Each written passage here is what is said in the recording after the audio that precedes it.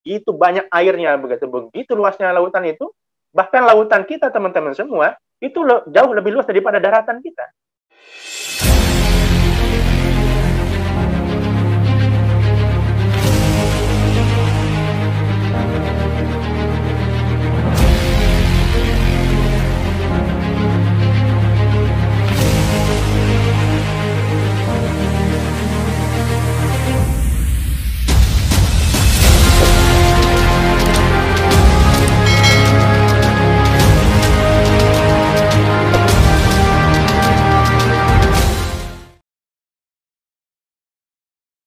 Bismillahirrahmanirrahim. Alhamdulillah wassalatu wassalamu ala Rasulillah wa ala alihi wa sahbihi wa mawalah wa la haula wa la quwwata illa billah.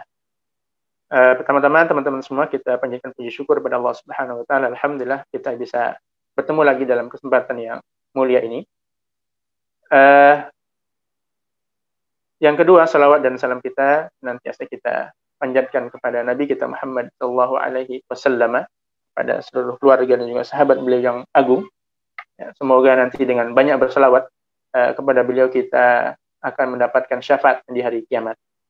Kawan-kawan semua yang dirahmati Allah Subhanahu wa taala, pada kesempatan hari ini kita coba akan melanjutkan kembali ya materi kita yang sebelumnya, yaitu tentang kemukjizatan Al-Qur'an. Pada pertemuan sebelumnya saya sampaikan ada hal yang menarik ya, bahwasanya Al-Qur'an ini menyampaikan tentang tidak hanya bagaimana permulaan dunia ini, ya, bahkan Al-Quran juga menceritakan bagaimana ya akhir dari perjalanan dunia. Ya, nah ini teman-teman semua adalah sesuatu yang sangat menarik ya. Kenapa? Karena Al-Quran ini seperti ya berisi ramalan begitu ya. Nah, di mana ramalan-ramalan ini ya banyak ya, kemudian kalau di Indonesia orang yang bisa meramal itu dianggap punya kekuatan supranatural, artinya di luar kemampuan alami manusia. Jadi dia bisa melihat masa depan gitu ya. Nah, kalau kita bandingkan ya dengan ramalan-ramalan yang ada, ramalan Al-Qur'an ini tidak hanya meramal apa yang terjadi ya besok 2 hari, tapi meramal bagaimana ujung dari dunia ini.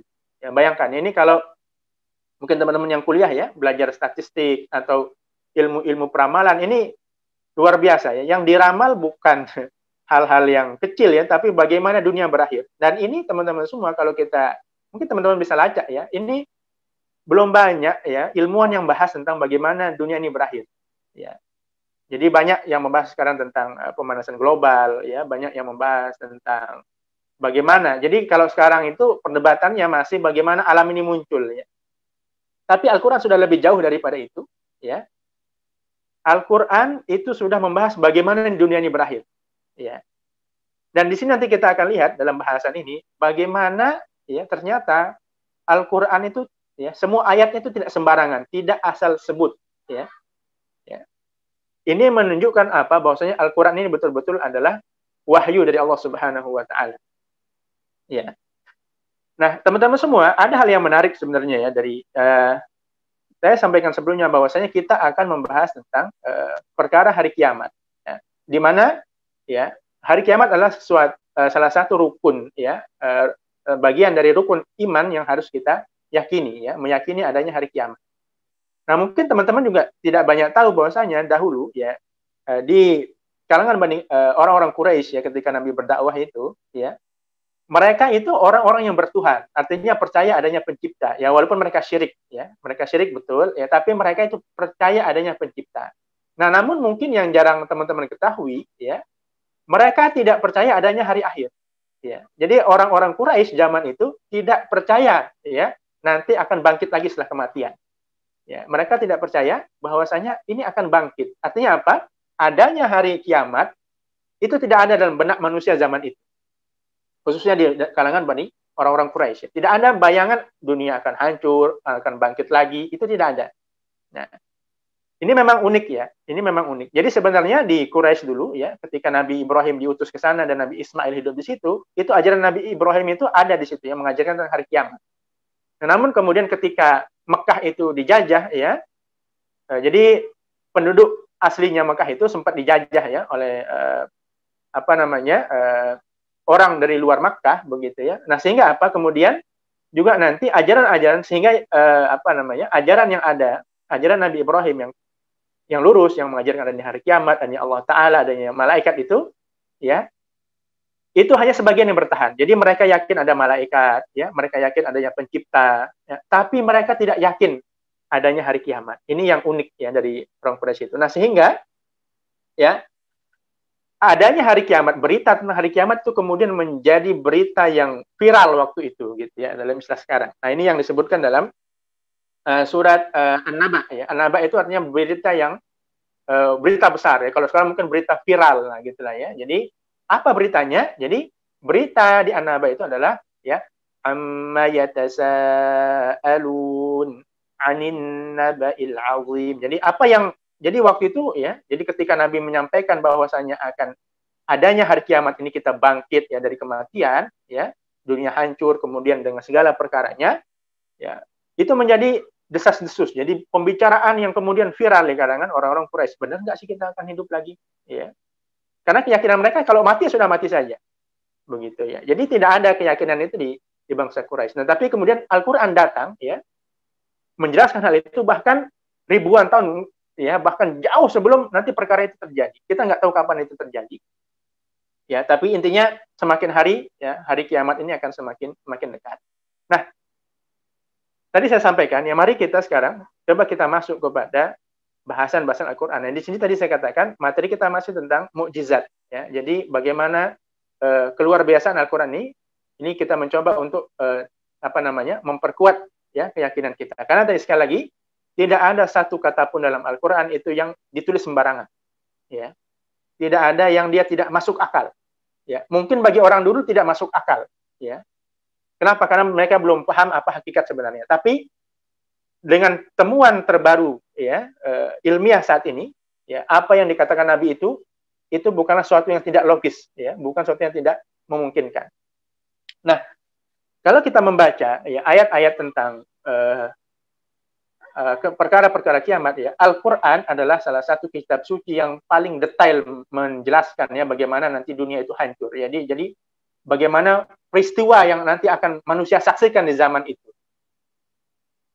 Salah satu hal yang unik adalah, ya, yang ini merupakan mukjizat luar biasa Al-Quran itu adalah, ya, secara tidak langsung teman-teman semua dan sahabat-sahabat sekalian, Al-Quran ini memberikan kita info, ya, tentang apa isi. Nah ini ya, apa isi sebenarnya dari perut bumi. Nah ini unik ya. Jadi kita bicara kiamat, nah, nanti ketemu dengan apa isi perut bumi, begitu ya. Di mana ya temuan tentang adanya apa isi perut bumi ini sebenarnya juga baru-baru terjadi ya, karena zaman dulu ya belum ada ya teknologi yang bisa memperkirakan sebenarnya apa isi dalam perut bumi kita. Nah, salah satu disampaikan dalam Al-Quran adalah ada ayat yang menarik adalah wa idzal biharu sujjirat. Ya, salah satu nanti ciri kiamat teman-teman semua adalah ya wa idzal biharu sujjirat. Ya. Dan ini teman-teman semua belum ada bahasannya dalam ya belum banyak dibahas oleh para ilmuwan ya, tapi Al-Qur'an ini sudah luar biasa menjelaskannya gitu ya. Wa idzal biharu sujjirat. Ya, salah satu ciri nanti ya dari kiamat ini ya ketika air laut dipanaskan. Nah, atau dibakar begitu ya. Atau dimasak air lautnya nih ya. Nah, ini teman-teman semua ya. Coba bayangkan ya, kita hidup di zaman Nabi ya. Zaman Nabi belum ada kompor gas, teman-teman semua ya. Bahkan kompor yang berbahan minyak pun belum ada. Mereka zaman itu ya kalau masak ya pakai kayu gitu ya, pakai kayu. Belum ada pakai minyak apalagi gas kayak kita sekarang ini.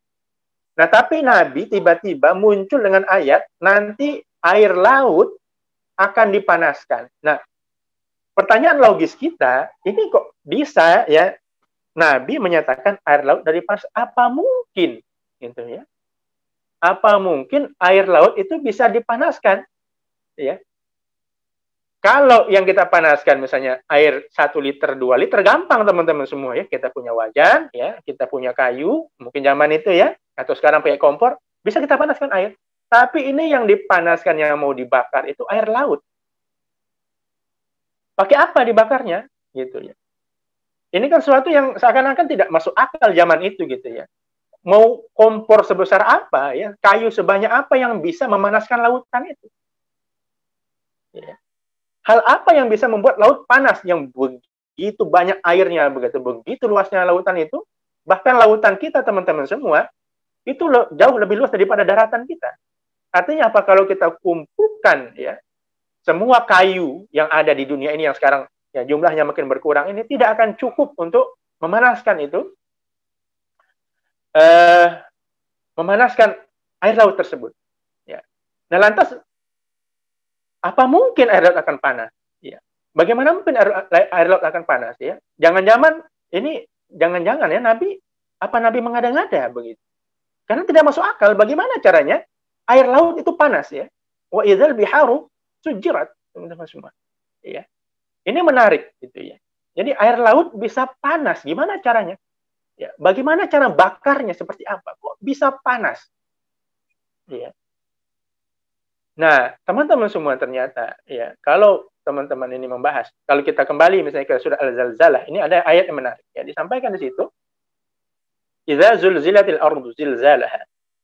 Ya, wa akhrajatil ardu athqalaha. Nah, ini menarik teman-teman semua. Ini juga ayat ini berbicara tentang hari kiamat. Jadi, ketika bumi digoncangkan dengan goncangan yang sangat dahsyat. Nah, apa itu artinya? Ada gempa bumi, teman-teman semua. Jadi, dunia nanti akan bergoncang. Ya. Ini kalau kita pahami secara real, ya, ini goncangannya ya, ya gempa. Nah, ini baru-baru, teman-teman semua, ya, kita mendengar berita yang sedang juga viral saat ini, ya, di Malang dan daerah Jawa Timur, bahkan sampai Cirebon, ini sedang terjadi gempa. Ya, dan ini memang, kata Rasul SAW adalah ciri banyaknya kiamat, akan semakin dekatnya kiamat. Jadi kata Rasul ya, bahwasanya nanti di hari akhir itu akan banyak terjadi gempa. Nah, ini salah satunya ya. Ini adalah salah satu ciri ya, akan dekatnya hari kiamat itu adalah banyaknya gempa. Ya, kenapa teman-teman semua? Karena di Arab ya, jangan dipikir sama seperti Indonesia ya. Keadaan geografisnya berbeda ya. Mereka di Arab itu jarang terjadi gempa. Kenapa? Karena tidak berada di alur ya pegunungan berapi.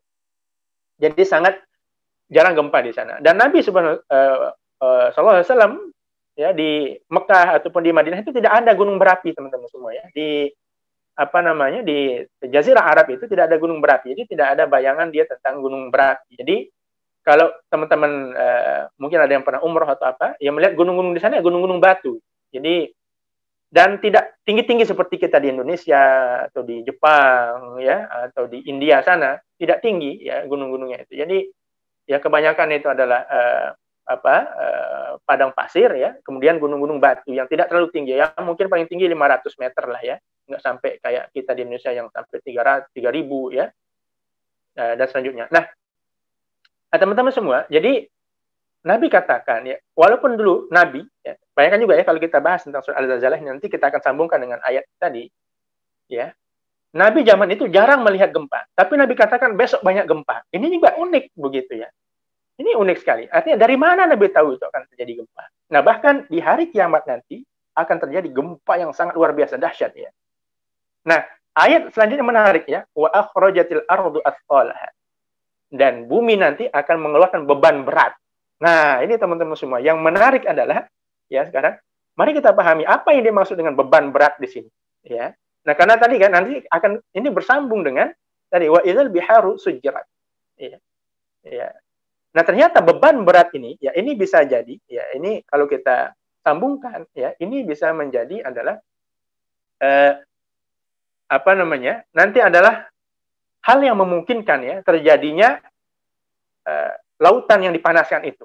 Ya, jadi beban yang ditanggung dunia ini ya yang tadi disampaikan ini nanti ya akan bisa menjadi hal yang menyambungkan kita dengan ayat yang selanjutnya dan menunjukkan bahwasanya hal itu mungkin terjadi. Nah, kalau kita bahas misalnya apa bahasan para mufassir tentang kalimat wa idzal wa akhrajatil ardu athqalaha, jadi bumi akan mengeluarkan beban berat yang ada di kandungnya. Ini ada dua penafsiran ya. Yang pertama kalau kita membaca misalnya tafsir Al-Wasit ya atau kemudian tafsirnya Ibnu Katsir ya, beliau menyampaikan di situ yang disebut asqal ini, asqal itu artinya beban berat ya. Jadi beban berat di sini ada dua pemahamannya. Pertama disebutkan isi perut bumi ya, al-kunuz katanya ya. harta karun ya, atau mineral ya, mineral berharga seperti emas dan perak. Nah, teman-teman semua, pemahaman orang dulu, isi bumi itu ya tanah gitu ya. Ada emas, ada peraknya gitu ya. Ini yang pemahaman ulama dahulu. Ya, dan itu tidak salah, itu betul ya, karena memang semakin hari kalau teman-teman lihat ya, eksplorasi tentang apa namanya berkenaan dengan isi bumi ini semakin eksplorasi ya yang terjadi di isi bumi itu makin masif ya, bahkan bumi kita bolong ya gara-gara apa namanya banyaknya sekarang pencarian dari mineral-mineral berharga ini. Nah, tapi selain itu ya ada juga makna lain daripada asqalaha ya, yaitu disampaikan adalah nanti bangkitnya kembali ya. Jadi meninggalnya ya jin dan manusia, karena jin dan manusia adalah hal yang disebut ya menjadi beban dunia ini. Jadi beban dunia ini ya kita teman-teman semua. Karena apa? Ya Allah Subhanahu wa taala menghidupi kita dari dunia ini. Jadi dunia ini seperti ya ibu bapak kita yang memberikan kita nafkah ya. Jadi kita makan dari tanah gitu ya kan. Tanam tumbuhan dari tanah dan lain-lainnya. Jadi karena disebutkan juga ada dalam ayat lain ini ya, ada kalimat saqalan ya, saqalan itu artinya jin dan manusia. Nah, tapi teman-teman semua, jadi pengetahuan para mufassir zaman dahulu itu belum sampai pada ilmu geologi zaman sekarang ya. Di mana kalau kita bahas tentang apa sebenarnya isi perut bumi ya. Nah, mayoritasnya bukan emas, bukan perak, tapi apa? Isinya magma, teman-teman semua. Ya, isinya itu adalah magma. Ya, bahkan teman-teman semua uniknya ya 80% lebih ya isi perut bumi kita, kalau kita bahas sekarang perut bumi isinya apa? Isinya magma, teman-teman semua. 80% ya, ada inti bumi nanti ya diselumuti kemudian oleh magma. Nah, baru kemudian di sini ya daratan tempat kita tinggal ini beserta lautan dan lainnya. Nah, kalau teman-teman baca nanti di buku geologinya ya, atau mungkin di buku geografi ini sudah ada informasi ini. Dan ini pun baru-baru diketahui ya oleh manusia, belum lama gitu ya. Nah, sehingga apa? Para mufassir kita dulu belum sampai kepada hakikat ini. Ya, belum sampai mereka membahas tentang adanya hal ini. Nah, jadi bisa juga kita tafsirkan sebagai ya, atau kita bisa pahami ya, yang dimaksud asqal ini ya berarti termasuk dari magma ini. Ya. Termasuk dari magma yang ada di dalam perut bumi ini. Nah, ini teman-teman semua bayangkan ya. Jadi kalau teman-teman mau bayangan realnya gitu ya. Jadi kalau kita mau bayangkan mana lebih banyak ya, bagaimana sih perbandingan antara daratan yang kita tempati ini ya dengan banyaknya magma yang ada dalam perut bumi itu bayangannya teman-teman semua seperti kalau teman-teman mungkin pernah lihat kulit jeruk ya, atau buah jeruk ya. Nah, kulit jeruk itu teman-teman semua itu adalah seluruh daratan dan lautan yang kita tinggal ini cuma setebal itu ya. Jadi disebut apa namanya, ini daratan permukaan ini ya. Ini adalah hanya setebal tadi kulit jeruk ya, mungkin hanya sekedar ya tidak sampai 5%-nya teman-teman semua ya. Kalau teman-teman nanti baca ya, kalau saya tidak salah ya, tidak sampai 5% ya. Daerah yang kita semua ya, permukaan bumi ini itu tidak hanya sekitar 5%-nya. Isi dalamnya 80% itu magma. Nah, jadi teman-teman semua bayangkan ya. Dan kalau kita sambungkan juga nanti ya, jadi nanti ya perkara kiamat ini luar biasa dahsyatnya ya. Dan ini digambarkan secara detail ya dan logis dari Al-Qur'an. Pertama adalah adanya nanti air laut yang panas. Kenapa? Jadi ketika terjadinya guncangan yang dahsyat itu ya, maka tidak menjadi hal yang memungkinkan kalau nanti magmanya keluar ya dari dalam laut. Bahkan sekarang ya kalau teman-teman lihat ya, kayak ada kejadian kemarin ya, nanti teman-teman bisa nonton videonya di YouTube tentang bagaimana di Hawaii itu ya ada gunung yang meletus itu sampai ya jadi gunung-gunung di Hawaii itu ya gunung-gunung yang akarnya itu dari dalam lautan ya, kemudian keluar ya, itu luar biasa ya, sampai penuh jalan-jalan itu dengan magma. Bahkan ilmuwan sekarang menemukan ya adanya gunung berapi di dalam laut. Nah, jadi nanti kalau ada guncangan yang dahsyatnya, terjadi gesekan yang besar, maka adalah hal yang mungkin ya, sedikit saja magma ini keluar ya ke dalam lautan itu. Jangan katakan ya, cuma mungkin dari 80% keluar 2%-nya saja, maka sudah cukup untuk memanaskan seluruh air yang ada di permukaan bumi ini, teman-teman semua. Ya, yang lautan itu maka itu akan bisa panas semua. Nah, hal lain yang menunjukkan bahwasanya hal itu terjadi adalah ya ketika dikatakan ya nanti gunung itu akan berterbangan. Ya. Artinya apa? Ada letusan magma yang sangat luar biasa terjadi. Nah, ini teman-teman semua adalah membuktikan apa? Apa yang disampaikan Quran itu adalah benar adanya dan logis dan sangat memungkinkan terjadi. Dan hal ini ya belum banyak dibahas oleh para ilmuwan kita di zaman sekarang. Tapi Al-Quran sudah mendahului mereka dan penjelasannya ya itu adalah suatu penjelasan yang logis. Nah, jadi inilah bahasan kita pada hari ini. Jadi kita membahas, semoga dengan tadi bahasan tadi kita akan memahami bagaimana luar biasanya Al-Quran dalam menjelaskan fenomena-fenomena yang terjadi dan bisa memberikan kita tambahan keyakinan. Ya, untuk itu terima kasih sahabat-sahabat semua atas kesempatannya dan perhatiannya. Kita tutup kegiatan kita dengan sama-sama membaca Alhamdulillah dan subhanakallahumma wa bihamdik asyhadu an la ilaha illa anta astaghfiruka wa atubu ilaik. Assalamualaikum warahmatullahi wabarakatuh.